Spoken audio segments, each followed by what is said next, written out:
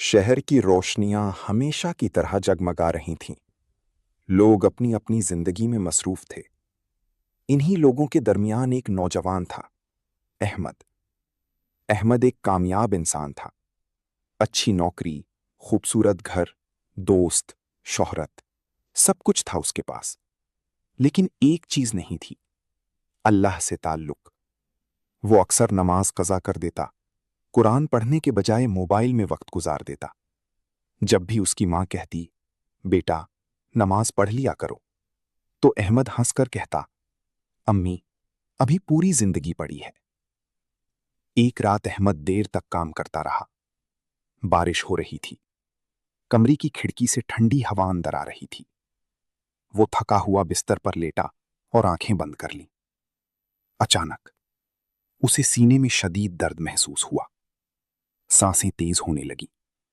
उसने पानी लेने की कोशिश की, मगर हाथ कांप रहे थे।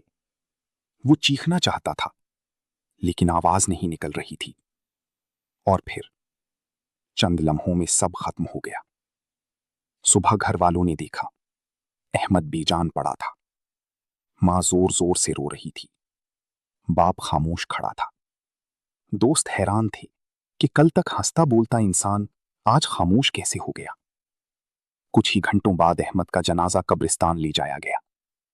बारिश के कतरे मिट्टी पर गिर रहे थे। लोग आहिस्ता आहिस्ता वापस जाने लगे। और फिर वो लम्हा आया जब अहमद कब्र में अकेला रह गया। चारों तरफ अंधेरा था, खौफनाक खामोशी। अचानक एक गरजदार आवाज आई, मन रब्बुका, तुम्हारा रब कौन है? अहमद घबरा गया। उसकी जुबान लड़खड़ाने लगी। उसे याद आया, दुनिया में कितनी बार आजान सुनी थी, कितनी बार नमाज छोड़ दी थी, कितनी बार कुरान बंद रखा था। वो रोने लगा। तभी अचानक कब्र में एक हल्की रोशनी जाहिर हुई। ये उसकी वो नेकी थी जो उसने बचपन में एक गरीब आदमी की मदद करके की थी।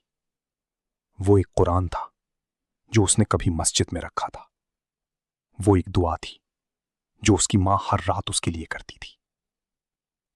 रोशनी आहिस्ता आहिस्ता बढ़ने लगी। अहमद की आंखों से आंसू बहने अब लगे। उसे एहसास हो चुका था कि असल जिंदगी दुनिया नहीं, आखिरत है। कहानी खत्म नहीं हुई, क्योंकि ये सिर्फ अहमद की कहानी नहीं, ये हम सब की कहानी है।